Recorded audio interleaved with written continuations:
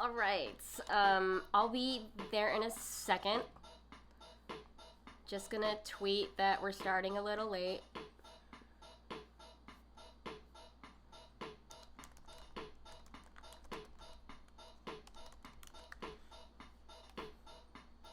One moment.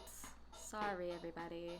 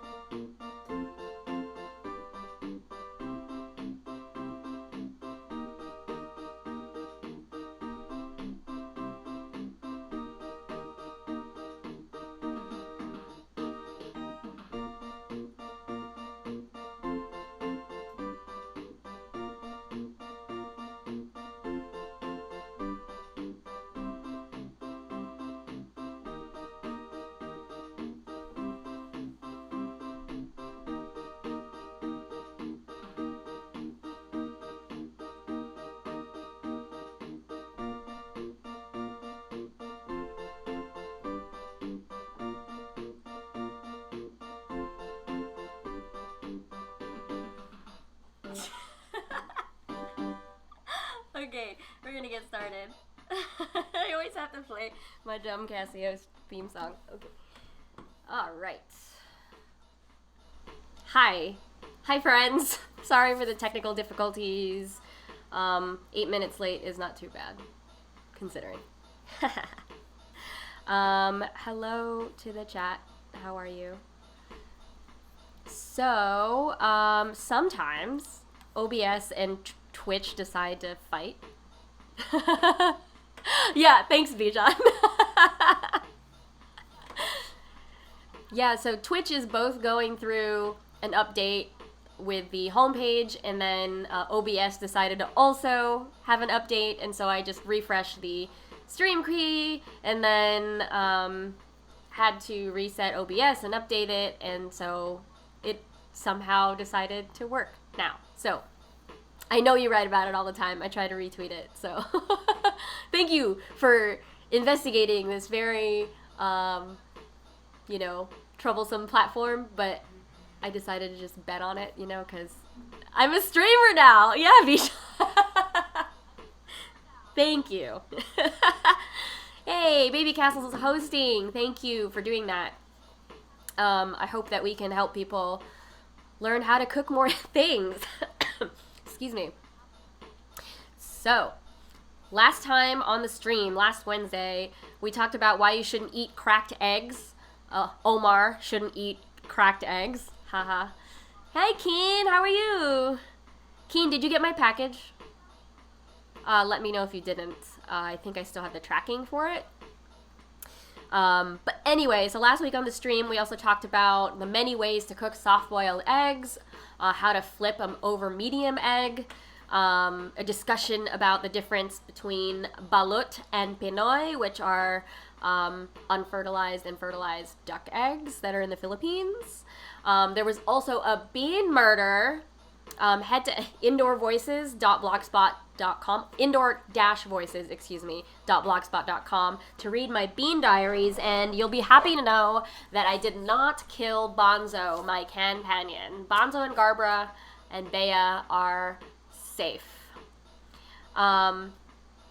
Just want to make sure that the volume is okay. Am I too quiet or too loud? Let me know in the chat, and then I'll bring it up or down. Whoa, 12 people are watching? This is the most people I've had on my stream. This is amazing. Oh, you did get the package. I'm so glad. Sorry. Sorry. I have allergies, and it's springtime. Are any of you suffering? Before the stream started, instead of a musician having a shot and beer before a show, I do Claritin and a prescription nasal spray. So, oh my God, Tris, right? Dying. Anyway, so last week we talked about eggs. We'll revisit eggs again next month. And yeah, that was really fun. So if you want to watch clips here on my channel, I highlight them by ingredient. So if you just click on videos on my profile here, you can catch up on all the individual ingredients that we dive in on. And so since Twitch deletes the streams after 2 weeks, I'll be uploading the entire archive to youtube.com/JennDLV. That's Jen with 2 N's and DLV. So you can subscribe there. If you can't watch at my regular time, which is 5 p.m. Eastern every Wednesday. Yes. Great. Amazing news. I'm a Twitch affiliate now. I'm a legit streamer, as Bijan says. And yeah, that means you can subscribe. There's that purple button on the new layout. It's this purple button below me on the right side. Yeah. You can either gift a sub via Twitch Prime on Amazon, or Twitch on Amazon Prime, excuse me. So if you have a subscription, you can refresh it every month. Or you can pay real actual monies, and I get a little bit every month to help this stream going. Excuse me. Oh my gosh. The allergies are so bad. I'm gonna drink more water. I'm trying not to die on the stream. Very sorry. Yeah. I have a hand vacuum. And I'm really diligent about doing my chores every Saturday and then like picking up the little stuff that falls on the floor. But it's really hard, especially in New York apartments. It gets really dusty. Yes, Claritin and Ricola, because I cough a lot. Like I have asthma, so I'll grab my inhaler if it gets really bad. But thank you for thinking of that. That is so wonderful.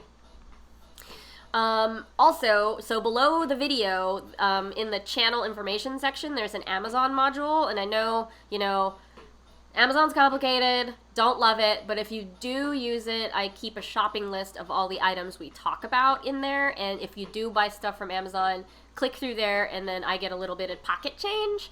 It helps, like it's passive income, but totally understand if you don't like using them. I try not to use it for non-essential things, and if I ever do order a lot of things, it's like, all at once or no rush delivery.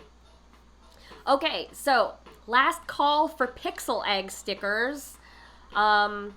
It is the 29th today? Is it the 29th? Yes, it's the 29th. So my Patreon special is ending tomorrow at 11 p.m. Eastern. I'm mailing pixel egg stickers by my friend Rachel, whose birthday is today, by the way. Happy 30th birthday, Rachel. She designed these stickers. I'm mailing them out for anyone who joins my Patreon at a $2 level or higher. And I also stick in another couple goodies because I have so many random stickers and temporary tattoos. And it's really fun to write letters in quarantine because it feels like, feels like Christmas, doesn't it? Yeah. So that's what's happening on Patreon. I'm making so much stuff. So Mondays, the skate videos go up on YouTube, Instagram TV, and now here on Twitch, but it's offset by a couple weeks on Twitch. So on Mondays, you can check back here, uploading my skate videos. I'm learning how to skate. I'm being really safe. Trust me, just using sidewalks and very small hills, not going into any skate parks or anything, because they're all closed. What else? On Tuesdays, it's Fun City Day. We get together and try to record our podcast remotely. Next week, we're going to be streaming another game. I think it will do it on YouTube, but stay tuned, the Fun City Twitter account for that. Wednesdays, of course, here on Twitch every Wednesday at 5 p.m. Thursdays, day off. Fridays, we have episodes of Fun City coming out every other Friday. And then on the alternate Fridays, we have a behind-the-scenes show called Fun Chatty. And then off times, I've been streaming the sounds of my back patio here and the sounds of the BQE. I might do an evening one if it gets cloudy, because the Kosciuszko Bridge has been showing off some really cool like neon LED lights in the clouds. So that might be fun to watch. What else? On Patreon, I have a pantry guide that is free, and I update it every week with all the stuff we learned on the Twitch channel. So if you have ingredients that you want me to cover on the show and then also in the pantry guide, just message me, chat me, let me know, and then I will work on it. My Wasuremono column is arriving, like a new one is arriving Friday, May 1st. And then every month after that. So I've already written one about no-knead bread, all the things that could go wrong while you're making it, and all the things I did wrong while I was making it. Anyway, so I use Patreon and Twitch as a way to help pay for all these projects that I'm doing. So consider it if you have the funds. And if you don't have the funds, that means you're probably a creative person like me. And let me know how I can help share your work. Right? Because we're going to get through this together, right? So last week on Patreon, I shared an infographic about the egg replacements that we discussed, a recipe for making any kind of citrus curd. So I've been making calamansi curd. You can make orange curd, you can make lemon curd, grapefruit curd. It's amazing on yogurt, smushed on crepes, on toast, like pancakes. Like, there's so many ways you can use curd. Yeah, hashtag Pantreon. Oh boy. What have I done? Also started, for just patrons, I've announced I'm doing Culinary Word of the Day. I'll start posting the submission form as soon as I get a lot of my like design assets in a row. Like, we'll launch it hopefully in the next couple weeks. But I'm very excited to get started to talk about like culinary words we use every day, culinary words from agriculture, restaurant lingo, international words and ingredients. Like, there's just such a wide range of words that we can share and like learn more about how we cook. So it's gonna be fun. And just today I posted a recipe on Fun City's Patreon. And it's for Yuri's Mrs. Egg recipe, which is a croque madame. And, you know, you'd think that in a tabletop RPG podcast, I wouldn't be able to sneak in food stuff, but I have. So it's been fun talking about that. Yeah, lemon curd's the best. Hi, baby castles. I miss being there. Thank you for hosting my stream. It's been really fun, like, watching all of your programming. So if you don't know who Baby Castles is, you should visit their Twitch stream. They're doing a lot of game art and fun stuff. So, yes. So what else is happening? So I'm going to switch to my Etsy store here. This is what's in stock on my Etsy store. This is another way that I'm trying to make money during quarantine. I have a ton of like dry good inventory, and I'm mailing it out safely to people who buy things. So what's new in the store? I've got like a Poppy Crunch, which is like a new kind of everything bagel sprinkling that I've made. This is poppy seed, Omani lime, black sesame, and sumac. So it's kind of like lemon poppy seed muffin, but in a condiment form that you can like put on anything. Sorry, I just knocked the mic. I have Goth AF furikake, which is black sesame seaweed bonito. Nashville hot powder. I know Tris has some of this. I was making Nashville hot fried chicken and decided to make like a sprinkle condiment with buttermilk powder. So it's like spicy buttermilk powder. You know, that's as if you're having Nashville hot chicken, but on anything else. And then a really fun one that is a little perishable, so I've been keeping it in the fridge, is kare kare crumble. If you don't know what kare kare is, it's a Filipino peanut curry. and it's usually like a stew, you know, that you eat with rice, but I made like a dry crumble. So this has dried shrimp, spicy peanut, what else? Spicy peanut, I don't remember. There are lots of things. Oh, annatto. So that's a red herb and coloring that you use to make chorizo. So like that's why it's so red. But anyway, these are all my Etsy shop. I'm shipping, I try to ship on Fridays. So if you want to order anything, like make sure you get the order in before noon on Friday, and then I will go mail it to you. Yes. So in addition to just mailing the spices, I also include recipe cards and random stickers while they last, because I have like so much. Yes. Yeah, isn't Baby Castles the best? Yes, yes, yes, they are. So that's the business, I think. Let's see. Oh, so it's like the last 2 days of birth month. I always treat April as my entire birth month.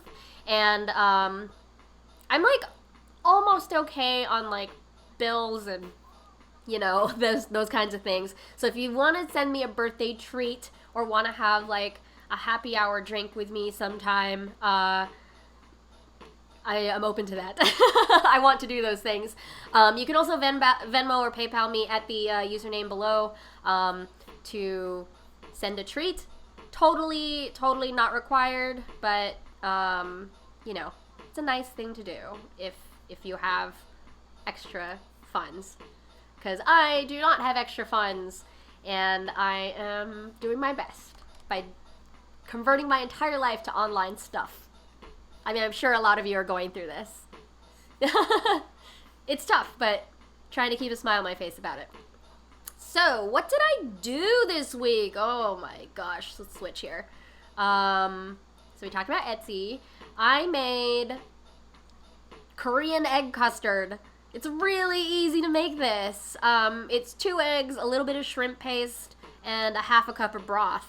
And then you steam it and stir it a little bit halfway through and then steam it and then put scallions and sesame oil on top. It was amazing. So you can see that I made my own little vegetarian Korean dinner. This was accompanying me watching Okja by Bong Joon-ho. So vegetarian menu for a movie about slaughtering pig animal things. It was very graphic, but really good.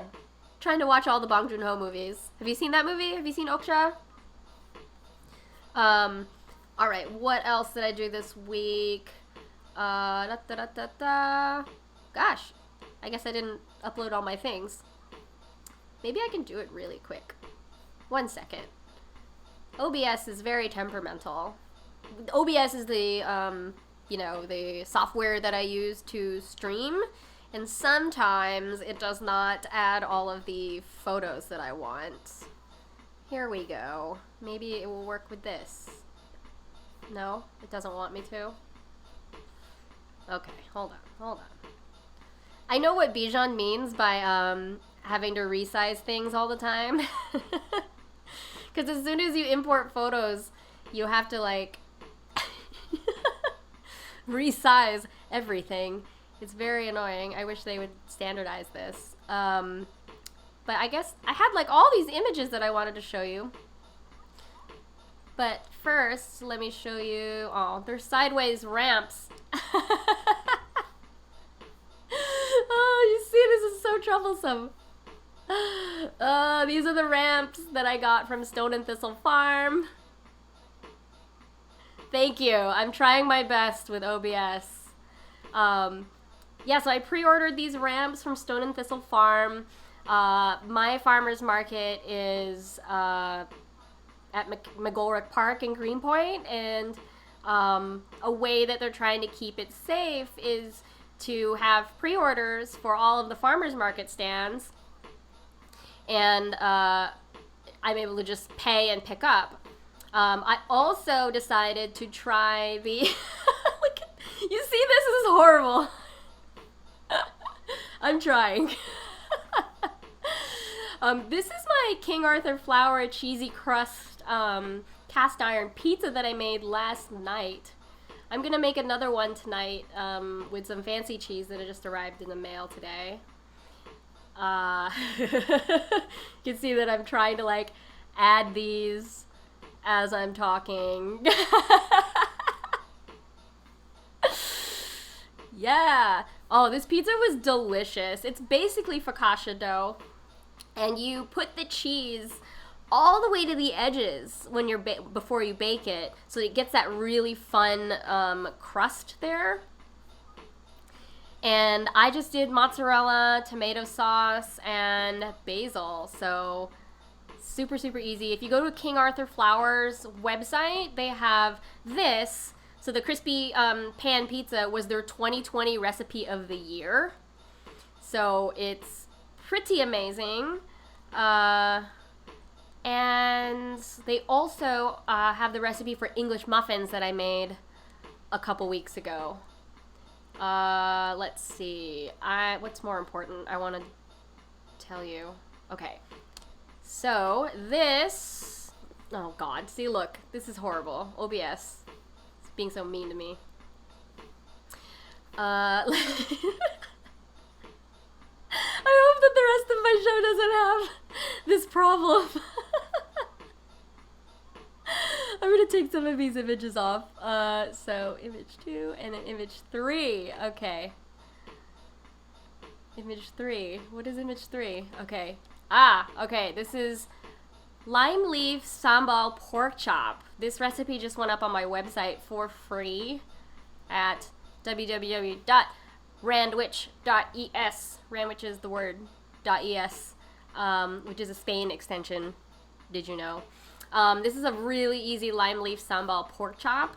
Lime leaf sambal is from Aria's Malaysian Kitchen. It's a jarred condiment that you can get, and you can stir fry things with it. I love marinating pork chops with it, and all the crusty stuff at the bottom of the pan, you whisk it with sour cream, and it becomes this gravy that I put on top. Yeah. That recipe is free on my website. You can go check it out. I know. Huge interactive collage that is blurry. Wow. Wow.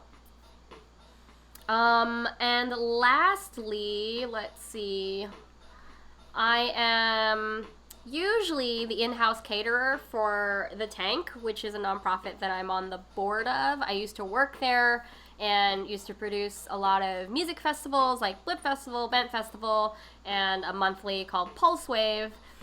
And now I'm on the board, and usually I cater, but due to all of the stuff that's happening in the world, I cannot cater the event. But the next best thing is that I am leading a cook-along during the gala on May 19th. So we are sharing an ingredient list with the lower ticket tiers. So if you buy a plate or buy a seat at the gala, you get... at the lowest tier, which is $30, ticket to the screening, and I'm cooking along, and you get a ingredient list. It's going to be really fun. We're finalizing the menu soon.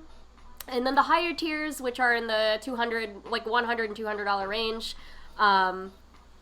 you get the stuff delivered to you. So that counts wine and all the ingredients. And so it's going to be really fun. We have some performances lined up. It's one of the few independent theaters left in Manhattan. Like, it's off Broadway, but still super, super independent. We have 99 seat theater and a 66 seat theater that we're hoping to open in the fall again. So we're doing this gala to try to offset all of the costs. We still have to pay rent when it is closed, which is about $30-something thousand a month. So if we're closed for 3 months, that's like a $90,000 deficit. So we're, with your help, hopefully we can reopen the tank and fill it up with art. So that is really great. The tickets are tax deductible. They're trying to stay alive, much like Baby Castles. Whenever Baby Castles and the Tank go live on Twitch, I auto-host it on my channel, so you can just check out my channel when I'm offline, and you'll probably catch some of the programming from both of these venues. So, yeah, that's all the business. So, Checking volume. Is volume okay for everybody? I'm gonna change the beat, maybe, on the Casio. Yeah, let's pick another beat. Oops, I almost knocked Bonzo off the bench.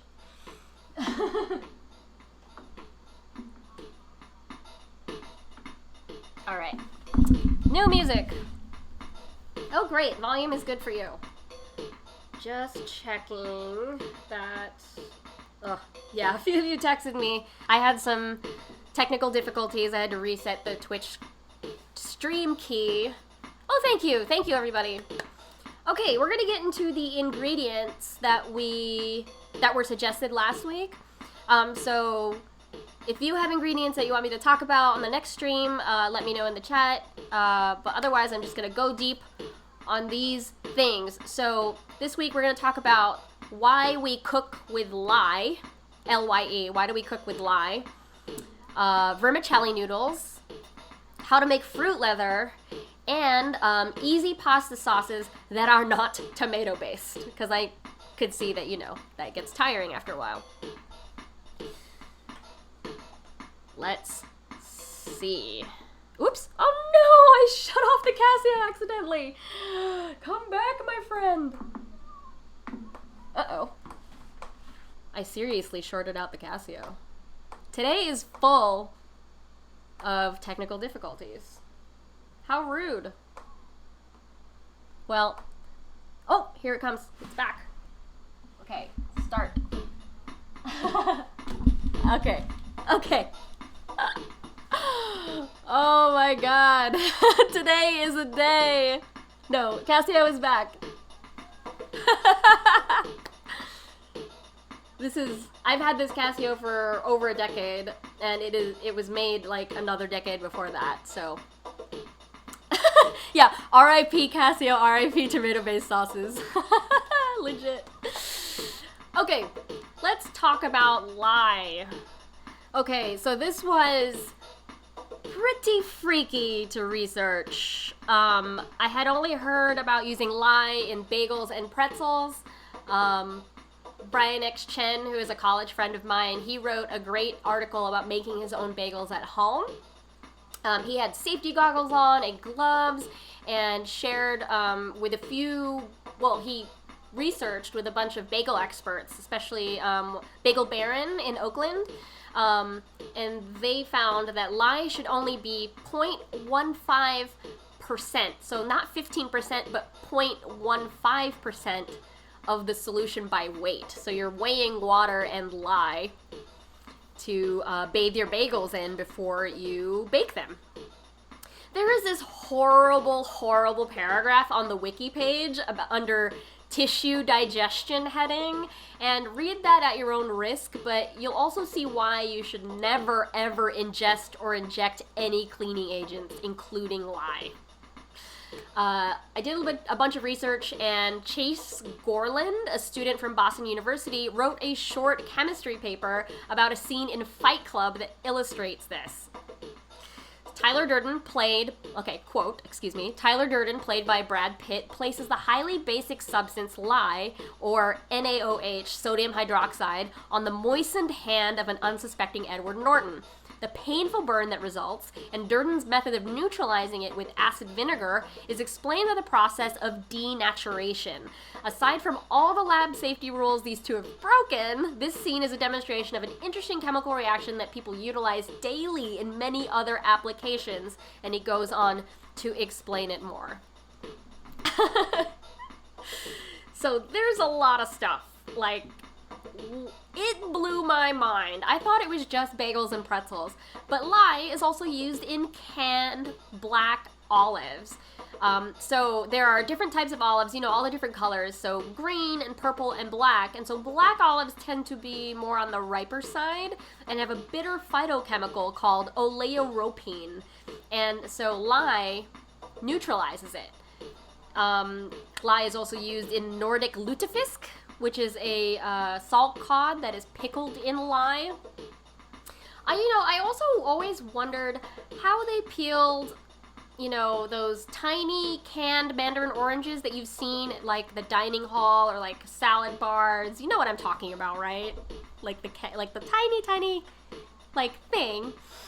So it turns out that lye is used to dissolve the albedo, or the pith, and the membranes.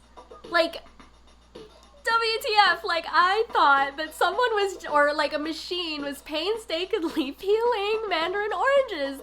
They use lye to disintegrate the insides, and then they wash off the segments that come off. Like, isn't that crazy? That's crazy. And it also explains why they store mandarin orange in a simple syrup, because a simple syrup counteracts that bitter taste from lye. Robert randomly watched Fight Club for the first time in many years. Yeah, so chemistry and Fight Club, totes helpful. They melt the skin off the mandarin oranges. Yes. Insane. So, in hominy, so how many of you have had hominy? So hominy is in pozole. It's like a puffed canned, like, white corn. Lye dissolves the hemicellulose via nixtamalization. This is something we talked about when we were discussing cornmeal.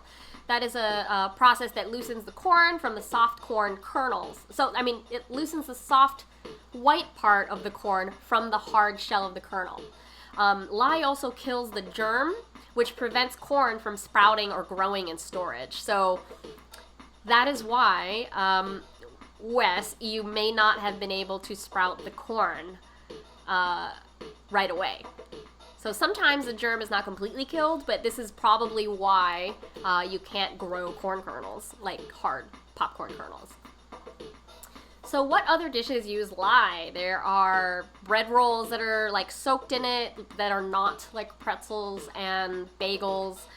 Century eggs, like Chinese century eggs. There's a Turkish pumpkin dessert called kabak tlatlisi. Yeah. Lye is used as a tenderizer in the crust of Cantonese mooncakes. You know those? Like, they're really glazed on the outside. Like, I didn't know that. There's also zongzi, which is a glutinous rice dumpling wrapped in bamboo leaves. Chewier Chinese noodles tend to have them, and also ramen noodles. Japanese ramen noodles have lye in them sometimes. Not all the time. But yeah, isn't that crazy? Crazy. It's blowing my mind. Yeah, it is so metal. I agree. In the Philippines, lye is used in kutsinta, which is a type of rice cake that is coated in coconut flakes. Let's see. In India, let's see. So this is related to the way that lye is made. I'm going to skip around here.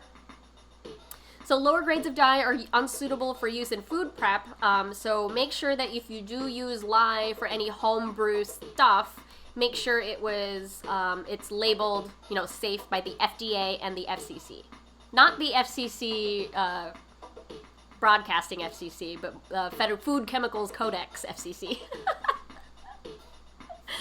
So let me tell you that lye is a metal hydroxide. So this is like this really sciencey part of stuff. So alkali hydroxides are very corrosive. So if you remember from chemistry class, bases can be as dangerous as acids on opposite sides of the pH scale. So you remember that 7 is neutral, 14 is super basic, and then 1 is super acidic. So, lye is more on the upper teen here on the scale. Oh yeah, so in terms of bagels, it tenderizes the dough. It gives it that that snap. You know how East Coast bagels have that glossy, glazy exterior? That comes from lye. So if you've seen like softer, eggy bagels, those have not been washed in rye. It's more of like a little dunk, Yeah. But anyway, let's go back to chemistry class. So how is lye made? Most traditionally, it is leached from wood. And so what is leaching? Leaching is a process where you introduce a solvent to hardwoods and extract the lye. So you're not using twigs and like softwoods, you're using like, you know, tree dried hardwoods. The word lie comes from Germanic languages. It used to mean baths or hot spring. If you can imagine, in Germany it's pretty cold, so they probably used wood fire to heat up their baths. Makes sense, right? Yeah. So lye is, you know, used in non-food preparation to make soaps. And you'll remember that from Fight Club. And one way to make it yourself is to mix hardwood ashes with rainwater. So hardwood, like I said, has the right compounds and the right texture to extract the lye. Softwoods won't really give it up as well.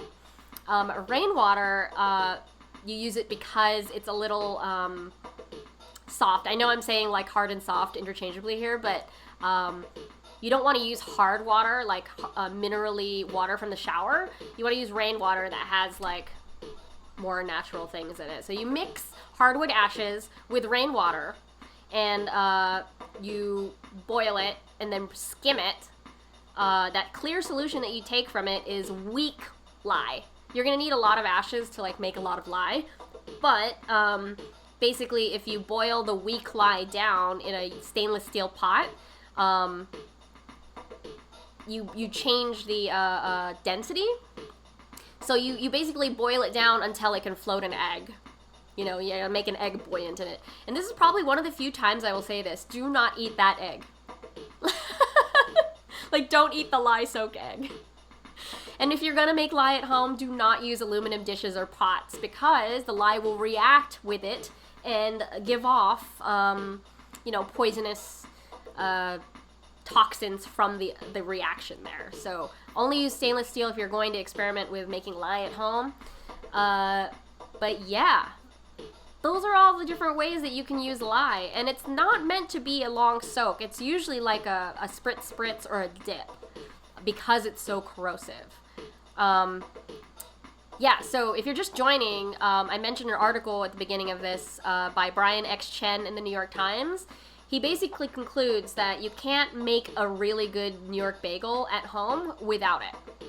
But if you are going to deal with lye, make sure that you wear gloves, make sure you wear eye protection, and you be really careful about adding water to it, because it can have a sort of, not combustion, but it fizzles and heats the water up, and containers. So be careful not to store it in glass. It has to be in like airtight plastic. Yes, it's good for cleaning driveways. It's a main ingredient of Drano and oven cleaners. So yes, that is lye. It can be safely used if you do your research, but otherwise be really, really, really careful when you work with lye. Thank you, Wes, for asking that question. That was a deep dive. Like, holy, wow. Okay. Oh, was I done talking about ingredients? Yes, I was. So, does anyone have any questions about lye so far? I was gonna show you, no. Where is it? Oh yeah, there's, there's a scene from, Fight Club where Tyler Durden is educating Edward Norton. And this is what lye looks like. It can come in powders, it can come in pellets, it can come in flakes, and it can also come as a already diluted solution.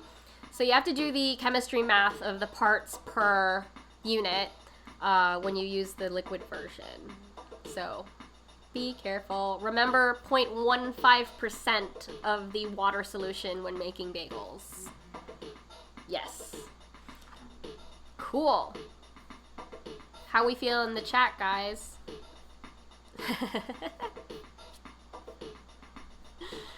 Let's change some music.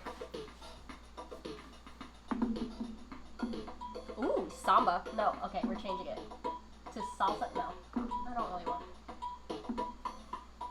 Okay. All right.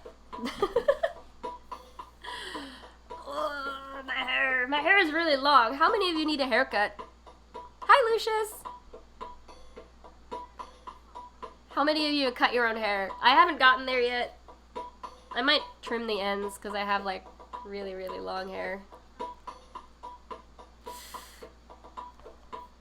Okay, we're gonna move on to our next inquiry. Someone asked, I forget who asked this. If this was your question, let me know and I will credit you. Tris, how did you cut your hair? Martin's mom says, I remember when you cut your hair in your 20s and it was bad. Oh no. You have a 7-week quarantine beard. Oh my goodness. Are you using beard oil? Like, I hope you are. You know, a lot of guys don't know that you should take care of the beard hair as well as you take care of your head hair. Oh, you have a trimmer, you just shave out. Easy. But but yeah, if you do grow a beard, you should, you know, oil it or like massage it every now and then. You know, it can get coarse and brittle if you don't. Wow, 15 people watching. Thanks everybody for tuning in. I'm Jen, if you don't know who I am. This is my Instagram and Twitter if you want to follow. Yeah, see, Robert's got the idea here. Beard balm and brush for the win. Hell yeah. Take care of your face, y'all. Please take care of your face. I like your face. Okay, we're gonna move on to the best way to make fruit leather, and guess what? You don't need a dehydrator. So it's the beef jerky of fruit. I kind of always wanted to say that, the beef jerky of fruit. So fruit leather, your own fruit roll-up, fruit by the foot, that stuff you can make at home by yourself. You don't need anything fancy, but if you do happen to have fancy things, here's the quick and dirty of how to do it. So frozen fruit works. Actually, let me show you. Beep, beep, beep, beep. This is a picture of a lie. Fruit leather. Great. The 3 components you need are fruit, a citrus, and a sweetener. And when you're prepping your fruit, make sure to remove any skin, pith, pits, and seeds. Frozen fruit works pretty well. You better defrost it a little bit though before you get started. So generally, across all the recipes that I've seen, it's 3 cups of blended fruit, 2 tablespoons of sugar, honey, or agave, and 2 teaspoons of lemon juice. And specifically for apples and bananas, you can use up to 2 tablespoons of lemon juice to prevent browning. But you should taste the mix and see if you like that flavor or not, and adjust from there. So you can add as much sugar as you want, you can add as much lemon juice as you want, but just know that if you add more liquid, it's going to, you know, take longer to dehydrate. And if you add more sugar, it might caramelize on the ends and give you more of a crispy texture. So just remember that 3 cups of fruit, 2 tablespoons of a sweet, and 2 teaspoons or up to 2 tablespoons of a lemon juice. Yes. So for anyone that has a dehydrator, they sell this wax papery sheet that you put on the rack. Don't do it on the plastic window netting that it comes with. Like, it will get stuck in between and you'll be stuck brushing it for weeks. So make sure you use the wax papery sheet in the dehydrator. If you don't have a dehydrator, you can use an oven. So all you need to do is take that blended fruit mush with the sweetener and the lemon juice, spread it thin on a Silpat or a plastic wrap lined baking sheet. So plastic is okay in the oven in this case because we're not turning the oven all the way on and it won't leach any chemicals into the food. Don't worry. If it does and it melts into the fruit, that means your oven was way too hot. So the way you can get it completely flat and thin on a pan is using an offset spatula. So it's a spatula that, how do I? So it has like the flat end here, the handle's here, and it has this like kink in it. You know, it's like bent. That's an offset spatula. Or you can use a dough scraper. They're really cheap. They're like $2 usually, or I get them free at conferences. Let me go get it and show you mine.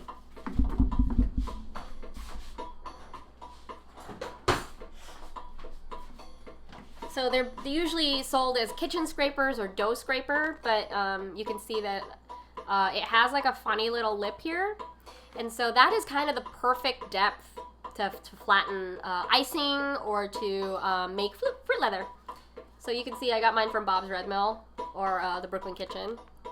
Mine's getting a little warped, so this one's not as straight as I want it to be, but this one is. This one's a little more sturdy.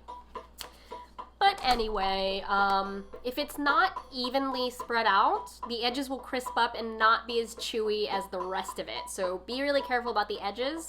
And if this does happen at the end and it's a little crispy on the edges but the middle is perfect, you can actually massage the edges with a little water or like a damp paper towel and just like, you know, try to save it. Yeah. So, next thing you do is heat your oven to the lowest it can go. And for dehydrators, it's about like 135 degrees Fahrenheit or 57 Celsius.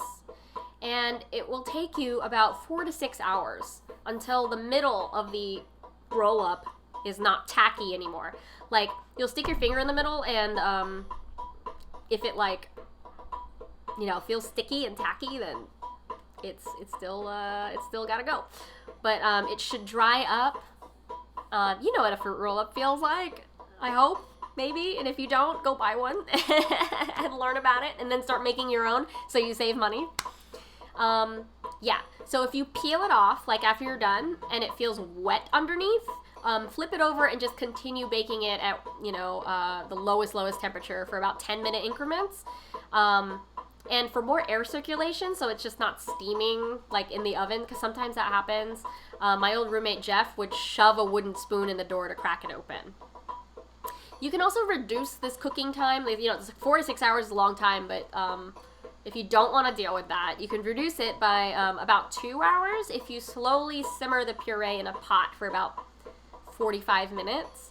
But to me, that's like another thing to clean. It's like I don't want to do that.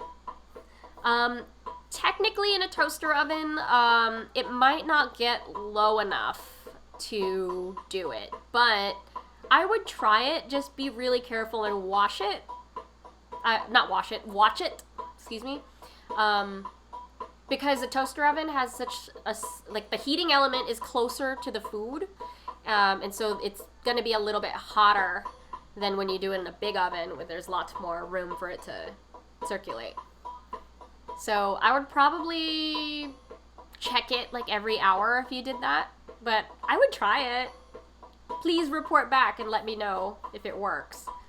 I mean, technically, you just want to dry it as much as possible. But make sure when it's done, you cool completely before storing. You can cut them up, wrap them in parchment paper, just like fruit by the foot. If you have like a giant oven and a full sheet like baking pan, you can totally do a 3-foot one. But you need like a pizza cutter to get the straight lines and stuff. Like, I don't even have an oven that big, so how many of you have an oven that big? I'm jealous of you. Oh yeah, the warm function on a toaster oven will work. Probably. I hope. I don't know. Research. Yeah, so when you're done, you can, after it's all cut up, it can last in a plastic container for about 2 weeks. If you fold up a paper towel and put it in there, like not touching because it can get a little sticky in there. If you put a paper towel there, it can help absorb any extra moisture coming off of it. I recently experimented with dehydrating tomato paste. Some of you may have seen it on my Instagram. But you know, tomatoes are technically a fruit, so it makes sense to do a tomato leather. I'll report back if I make that. I really want to now, because I'm more of a savory person. Like, I have a fruit by the foot on my shelf that I haven't eaten yet. And it's like too sweet. I don't know. Ah, yes. Lucius uses a toaster oven for all roasting. That is great. That's amazing. I love that. I wish I had one. I kind of miss having one. Like, this is how I survived working in offices for so long, because I would always bring my lunch and then, use the toaster oven to heat up whatever it is I was doing. Yeah, I miss it. Now I just have a quite small in-the-wall oven. I wish it was bigger. Alright, that is a basic tutorial of fruit leather. Just remember, 3 cups of blended fruit, 2 tablespoons sugar, honey, or agave, 2 teaspoons lemon juice, or up to 2 tablespoons if you're doing apples and bananas. I've seen some people online do really cool patterns with theirs too. Like, so they would do different batches of fruit and like make cool like splotchy patterns in their fruit leather. So that's a fun thing to try out. Yeah. Yeah. Get all fine dining on it. Cool. So that is fruit leather. Woo, we are coming up on our first hour. This is so exciting. Thank you all for being here. I like you so much. I realized that I didn't do, because I got all flustered about the images, I didn't do the submitted photos, or the photos that people sent me over text or over email or via Instagram. So, this is what Vance made the other night. Shakshuka, which is eggs that are cooked in tomato sauce. This is a really easy thing to do. Francis Mallman has a great recipe for this. I think he calls it like angry eggs because he makes his spicy. But good job, Vance. I love shakshuka. It's so good with toast. Yes. Sarah sent this one in asking me, what the heck are these? These came with my CSA. These are broccoli flowers. So you know that at the ends of broccoli florets, you know the little heads? All those little bubble things, all those little bubbles are flower buds. So if you let the broccoli grow a little bit longer, they're going to sprout flowers like this. Not going to be as viney as this, but essentially, yeah, that's what broccoli looks like in flower form. And you don't necessarily have to cook it. It's a great like salad garnish. You can just munch on it, have it with cheese. They're very nice. They don't really have broccoli flavor, which is a plus for me because sometimes I don't like over-steamed broccoli flavor. Yeah, the brassica family can be a little abrasive when you overcook it. So that means the brassica family is like broccoli, cauliflower, cabbage. I don't know how many of you have overcooked cabbage before, and it is stanky. Martin showed me his scallion. Did you know you can grow scallions in water? Just make sure you change the water every 2 days. Don't submerge it all the way past the white. Just enough so the roots are submerged. I have had the same scallion bunch for the last month. Like, I have not bought new scallions in over a month. Isn't that amazing? Oh, your other one got droopy though? Oh, I'm sorry. Yeah, maybe it was a little older when you bought it from the store. Yeah, these things can regrow up to 4 times. But if it was already a little older when you bought it, then yeah. Just make sure it's not in direct sunlight. You can regrow so many things. Like right now I'm trying to regrow lettuce. Like if you save that little bottom third of lettuce heads, you can put it in water and it will re-sprout in the middle. Like tiny baby heads of lettuce. Very excited. I will report back if it grows. Yes.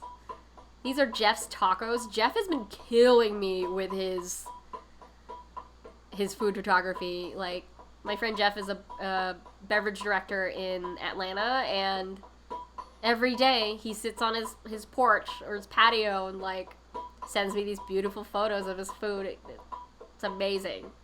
Motivation. Very good. Very good looking tacos. Let's see. This is, some of you may remember that I had a small hold mushroom block. Anthony sent this in. Anthony has a another Twitch channel called sites_set, and you can watch the mushroom grow. I wish I had thought of this, but you can watch Anthony's mushrooms grow over there on their channel. Wow. Cool. I know, those tacos look so good. Bok choy is so cute when it regrows. I haven't bought any new bok choy. That's a great idea. Wait, you touched the scallion and it died? I'm so sorry. I'm so sorry. R.I.P. scallion. Um, cool. Let's move on. We have a couple more subjects here. I think I'm going to go a little longer than usual on the stream because there's just so much material. But Emily, my friend Emily, my catering helper Emily, asked about vermicelli noodles. Let's switch screens here to the vermicelli noodles. That's not the vermicelli, that's the fruit leather. Vermicelli noodles. So it is Italian for little worms. Did you know that? So vermicelli is not necessarily like one kind of noodle. It refers to various types of thin noodles and pastas, of course coming from Italy. The first mention of vermicelli is, let me see if I won't butcher this, De arte culinaria per vermicelli e macaroni siciliani. The art of cooking Sicilian macaroni and vermicelli. I think that dates to about the 1400s, maybe? But today we're going to specifically talk about rice noodles, or rice stick. You may see it on the label, it says rice stick, which are very different from the Italian vermicelli and different from cellophane noodles or bean thread. They look very, very similar, but rice noodles are similarly transparent, but solely made from rice. They're really, really easy to work with. They're used in soups, stir fries, and noodle salads. And Emily learned this week that the package like this big is meant for like a family. So like don't use it all at once if it's like this big. If it's just for you, like I would only use like a little, like a handful like this much. Because of course it expands, like pasta expands. So lots of countries in Asia use rice vermicelli. You might see it labeled as Hokkien, Hokkien, or in Japan as bifun, in the Philippines as bihon, Bihon, in Singapore as Beehon, bihun. You see that it doesn't travel far, right? Like, it's kind of amazing. In Cambodia, it's Nam Ban Chok.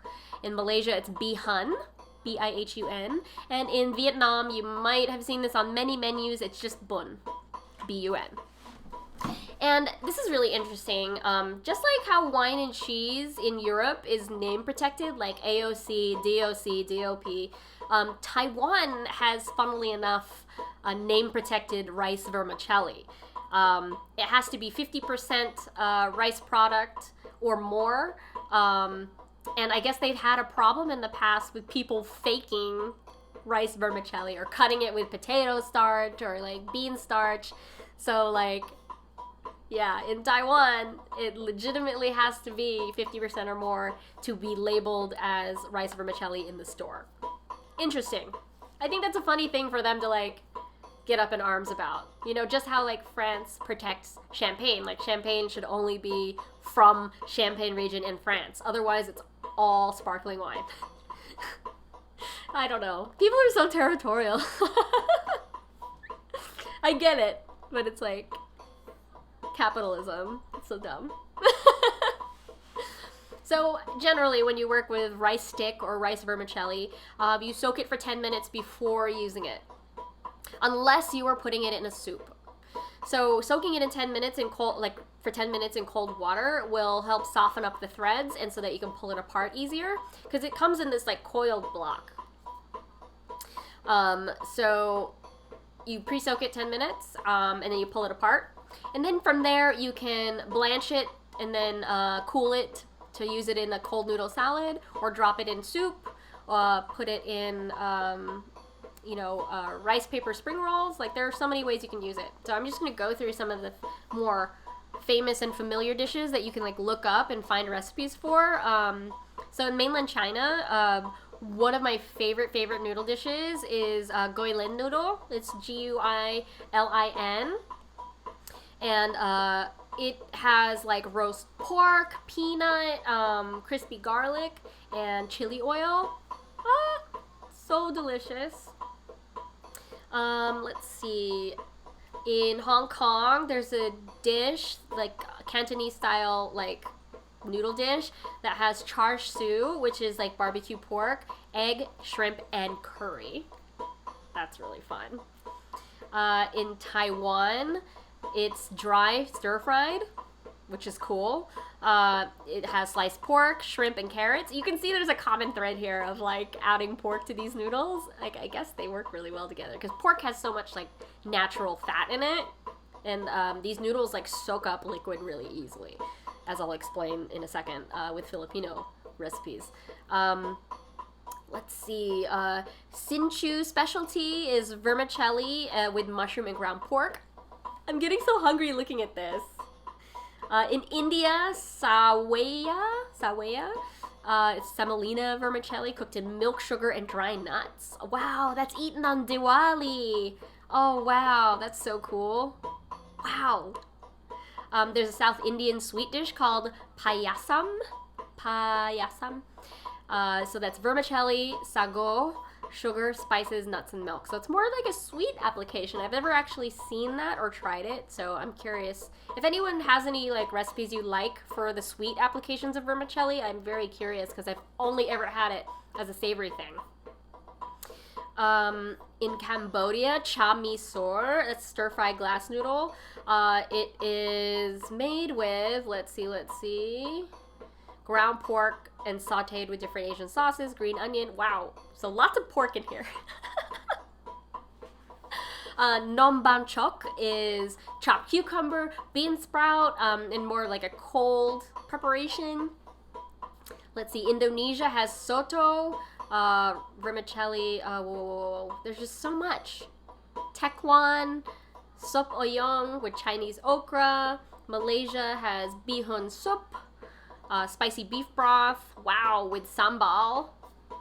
And then, you can have a version of tom yum soup with vermicelli noodles. And laksa also, which is like coconut milk, lemongrass, and chicken. Wow. Okay, and so in the Philippines, this is like the most familiar recipe to me, which is pancit bihon. And so pancit is like a class of noodle dishes in the Philippines. And bihon is basically a stir fry. So you make stir fry stuff like vegetables, chopped up meat, whatever. And then you make this really potent broth. So you take chicken broth and soy sauce, fish sauce, some pounded shrimp, and you soak your noodles for 10 minutes, and then you stir fry the noodles in this liquid, and it just soaks it all up. And it becomes like orangey red from all the stuff that you've added to it, and then you fold in all the stir fry stuff. So there's like hundreds and hundreds of kinds of pancit. So there's pancit palabok, which is more of a shrimp sauce with like pork rind crumbled on top and then hard-boiled egg sliced over it. There's pancit canton, which is like a Cantonese like influenced noodle dish. There are just so many. So if you just Google pancit recipes, there are like so many. Let's see, let's go to Singapore. So satay bihun is rice vermicelli served with spicy satay sauce like you would get like on a chicken skewer. And then in Vietnam, you might recognize this from a lot of American menus, bo bun hue, which is the spicy beef soup, or goi quon. I don't know if I'm saying that correctly. Please correct me if I'm saying it wrong. But it is a rice paper roll with the noodles inside with like a shrimp, like, folded into it. Oh, it's so good. So good. Yes. Oh, so you've had bihun. Oh, great. I love that. This is a really, really easy ingredient. You can remix it any which way. Just remember to soak it for 10 minutes before working with it or applying heat so that you can separate the threads. And I wouldn't work with more than a pack this big at once, because my biggest bowl is maybe this big, and it was really hard to untangle all of that. So like break up the block and then soak like in a smaller bowl, like a stock pot bowl. Yeah. So that's rice vermicelli. Thank you, Emily, for asking that question. Cool. How many of you have had it? Yeah, you've had bo bun hue. Anyone else? Have you had rice vermicelli? I love it. I don't know if I have some in the pantry. Oh man, now I want some. Let's switch up the music. Oh. Cowbell. Casio cowbell is so funny. Take a quick swig of water. How are you all doing? I hope that you are staying safe and eating well. You know, if you're not eating well, ask me questions about how you can eat well.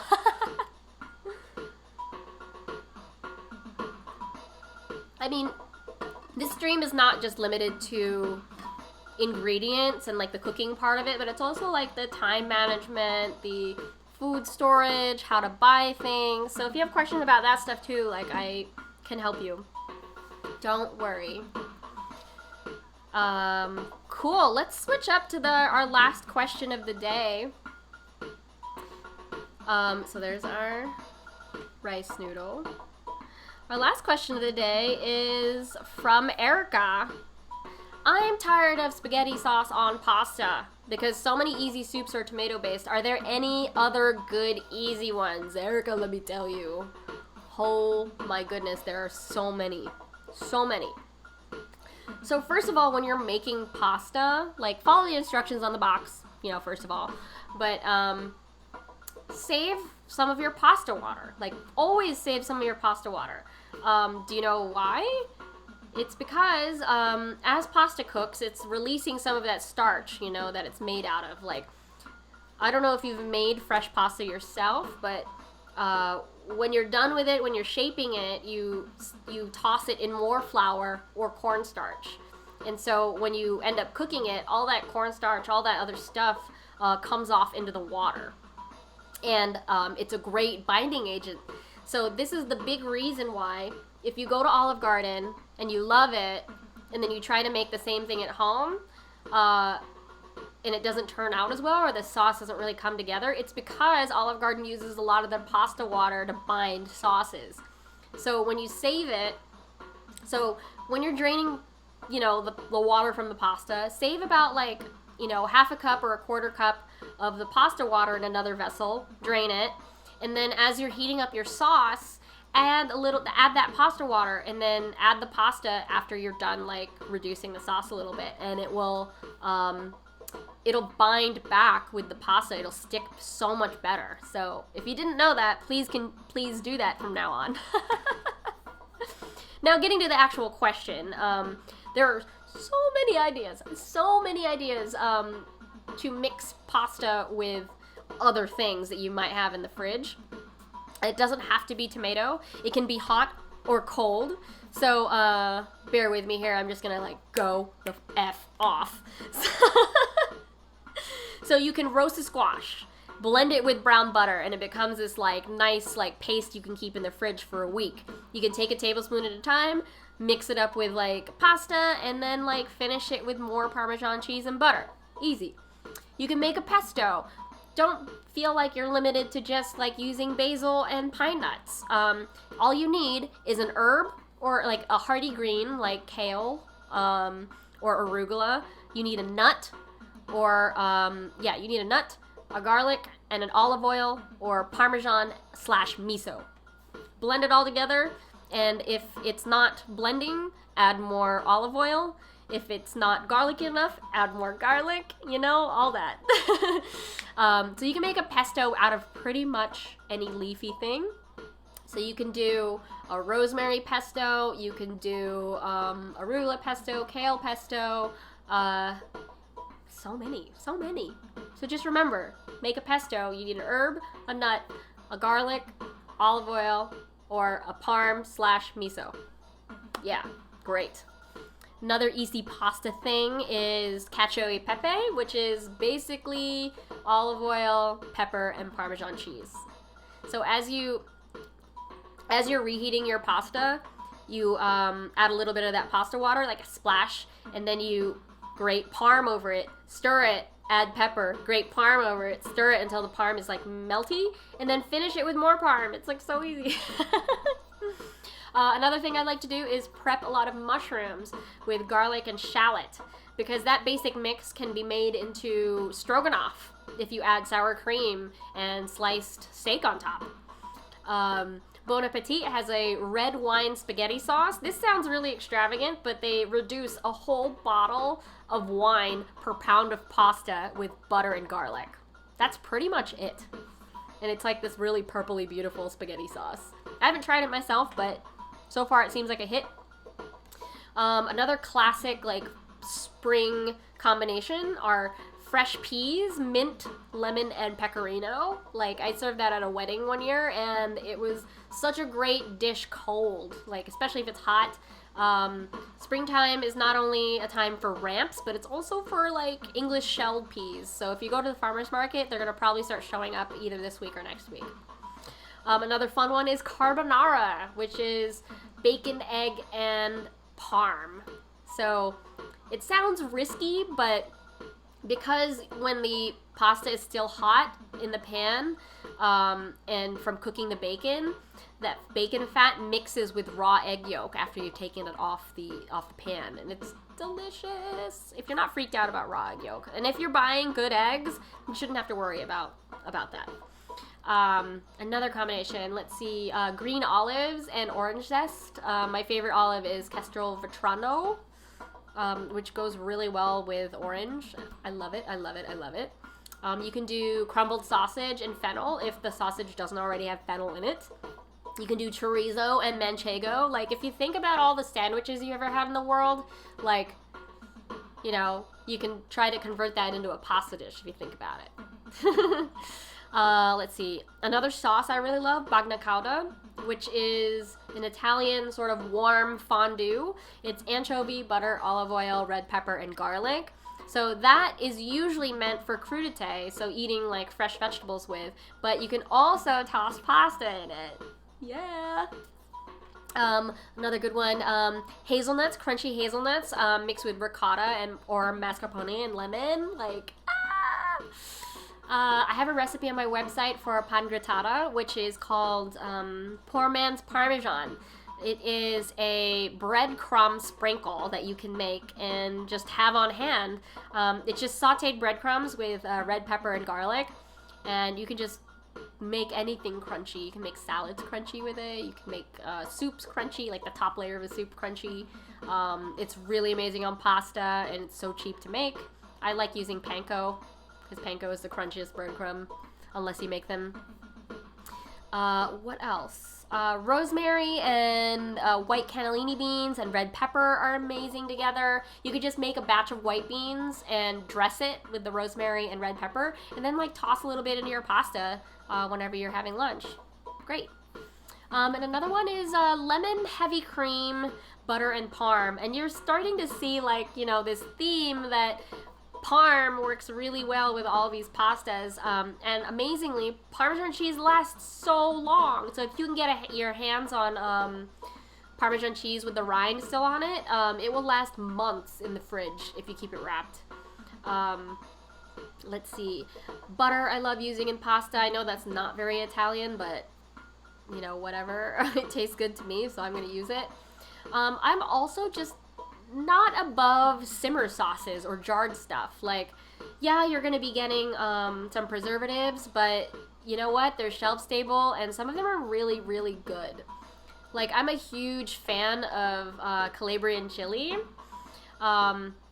It's this fermented chili paste that you can get from specialty stores, and if you just mix that with a little bit of good olive oil and just grated garlic, it is amazing on pasta.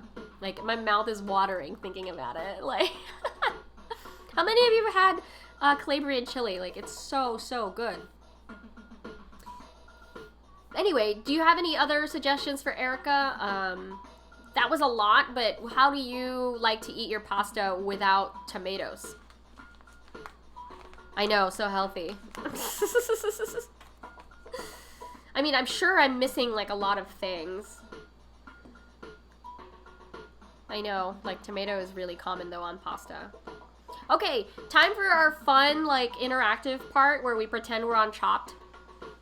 So let's, in the chat, just start naming ingredients and dishes that we want to mash up together, and then we'll try to exercise and see how they work together. Yeah, this is like a fun thing that Mike suggested that we do. So Give me some ingredients, everybody. I'm gonna change the music while I wait. Oh, that's boring. Wait, maybe if I...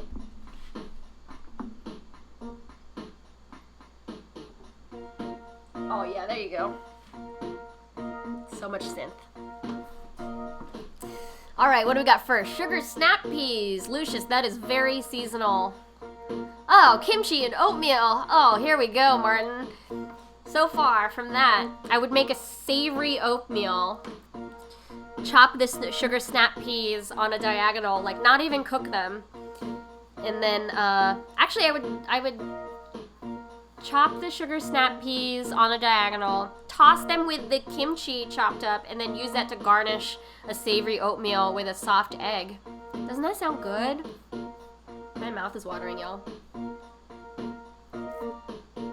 I love that. That sounds so good. Okay, thinking about these 3 ingredients more. Oatmeal. We can do a... Ooh, kimchi granola. I know that sounds crazy, but if we blend up the kimchi with like some honey or maple syrup and then toss it with the oatmeal and some like dried peaches, that would be like a spicy, weird, sweet granola. Cool. Sugar snap peas. How else do I like to eat them? Oh, if we blend up the kimchi with cream cheese to make a dip, we can have like a crudité dip with sugar snap peas. That sounds good. What else, everybody? Do we have more dishes that we can take apart or like ingredients we want to mash up? That is a great combination. Wow, I love that. Thanks, guys. Come on, try and stop me here. Cornmeal and soy sauce. All of that sounds really good on the oatmeal. Alright, for survival's sake, let's make a polenta out of the cornmeal using a little bit of soy sauce to make it a savory cake. So you make polenta, you can have it 2 ways. You can have it soft, like still porridgey, or you can make funchi, which is what I've been making lately. It's a Caribbean, or from Aruba, like Antillean corn cake, which is solidified in the fridge, and then you can fry that, and then have kimchi on top of that. We can chop up the snap peas and mix it with the cornmeal. Yeah, there's so many things. That's good. We can do a condiment, mash up the kimchi with the soy sauce and some olive oil, and just have like a kimchi condiment that you like stick on things. Ooh, yeah, fried. Wait, market squid? Oh, shoot. Throwing squid in there. Yeah, this is the segment where we're pretending we're on Chopped, Keen. So we're just taking all the dishes in the chat and trying to come up with new ones. So Lucia just added squid. So recently, well, not recently, maybe a year ago, recently, I dehydrated squid. And so dehydrated squid, and then you can mash it up and use it as like a umami booster for things. Like I did custard eggs, like I mentioned earlier, the 2 eggs, a little bit of the mashed up squid, and then steamed it with some broth. Ooh, Old Bay squid ramen, yes! That's what I'm talking about! That's great. I love that. We could do squid polenta. We can do, oh, hush puppies! With the cornmeal. We could do hush puppies and like calamari. Oh, that sounds fun. And then use kimchi as like a garnish for that. Umami booster, yeah. There are a lot of umami boosters. So not just kimchi, but like, and soy sauce, but mushroom and miso and MSG. Like, yeah, maybe I should. I don't know. Yeah, hush puppies. I haven't made them before. All the ones I've ever tried to make like fell apart. Maybe that's something I should research. That good idea deserves a Casio fill. Okay, let's do one more. That was fun. So what do we have so far? I'm gonna read off everything. Sugar snap peas, kimchi, oatmeal, cornmeal, soy sauce, squid. Ooh, miso jalapenos you got at Kimchi Market yesterday, but you don't love them on their own. In my experience, the nukazuke, or like the Japanese style of pickling things, leaves off a cheesy taste, which is really interesting.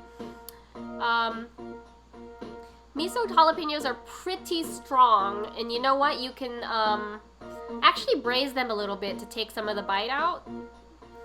But I would mix it with mushroom here, and make like a... Do you know what a duxelle is? D-U-X-E-L-L-E.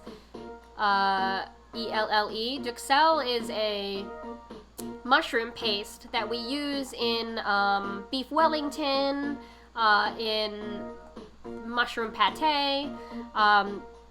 Basically, it's a pureed mushroom mix. It's like really potent. So in French cooking, you just do like shallot, garlic, and herbs.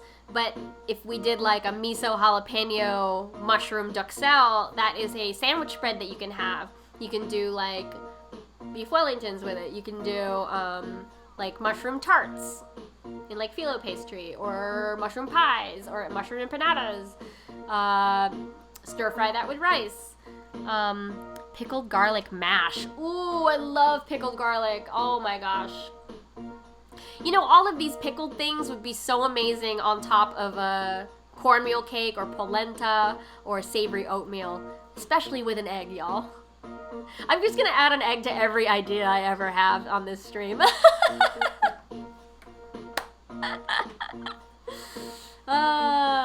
Love it. This is really fun. I hope that, you know, me doing this helps you exercise your brain about how, you know, you can cook. So like recently somebody asked me, like, why don't I do live cooking demos? And maybe I'll get there eventually, but it just seems like a lot of production work on my end, and my little station is like stationary. Like my mic is like clipped to the table, the computer's here. I do have a cart, you know, I could do cooking eventually, but I think for me, philosophically, I want to teach you a lot of like exercises and concepts that will help you cook better than show you a prescriptive way to make something. Do you know what I mean? It's kind of why some cookbook authors don't use photography, they use illustration, because they don't want to set up the expectation of what something is supposed to look like. And I think that's what turns people off. Like, they think that they're never going to reach this food style level, but you can, and it just takes a lot of practice. Yeah. Oh, your quarantine pantry is starting to run low and the options are limited? Like, I know, I totally feel you. Yeah, so don't forget that I have the pantry guide. It's free on Patreon. Ask me anytime to add things to it. Yeah, I hope this creativity is going to get all of us through this. And if I don't have the best ideas, someone else in the chat will. You know, that's kind of my hope. So I hope to keep doing this. All of you and your subscriptions are really helping me get through. I love sharing all my knowledge. I love researching all this stuff. It's only going to help me write better books. It's only going to help me write better recipes. And let me know, you know, if something works, doesn't work, or if something I taught you was effective. You know, I need that feedback so that I can keep adjusting. So, yes. You guys are the best, man. Love it. Yes. All right, so we talked about pasta and mental exercises. So next time, let's talk about next time. I need more subjects to cover on the stream next week. So I can cover ingredients. I can cover recipes that you might think are too hard. or recipes that are really popular that you're not sure about, or just other cooking topics, you know. So let me know in the chat before I leave today what you would like to learn about. Like, no subject is too big or too small, or no question is too dumb. So honestly, like, go ahead, let me know. And if you don't get your suggestion into the chat, feel free to tweet me at Randwiches or follow me on Instagram and message me there, because you know, I run out of things to talk about. So you want to learn how to better coordinate several dishes at once. Great, Martin. I will put that in the list. Anyone else before I sign off for the day? I really like you all. You can text me or email me photos that I can include on the stream. I'm just randwiches@gmail.com. I'd love to show off all your cooking, so you know, show your work, y'all. And it's okay if you show me fails. I won't make fun of you too much. Tris sent me a few. But cool, I hope you all stay safe and fed. I'll be back next Wednesday. Don't forget that I'm going to be doing a live cook-along on May 19th with The Tank. If you go to thetanknyc.org, you can buy tickets there, and I'll walk you through the Tank Gala dinner. And you'll also be supporting a venue that would otherwise be permanently closed. So we want to keep the Tank alive and make sure that we're supporting artists all over New York City. Cool. Oh yeah, Keen asked ingredients that have long shelf life and aren't terrible for you. Ooh, that is a good topic, because it's a give and take. Give and take. Alright, so if you have any further suggestions for what I should cover on the stream, tweet me or Instagram me, ask me questions, send me photos of what you're cooking. Like, I really want to see. And I'll see you next Wednesday. Thanks everybody for hanging out with me. It really means a lot. I'm trying to make my living from this and from Patreon and from my Etsy store. Until I can cater for people again. Like, it's been really tough, but I'm getting through and hanging in there. So thank you so much. I will see you next Wednesday. Bye. I'm gonna play you out on the Casio too.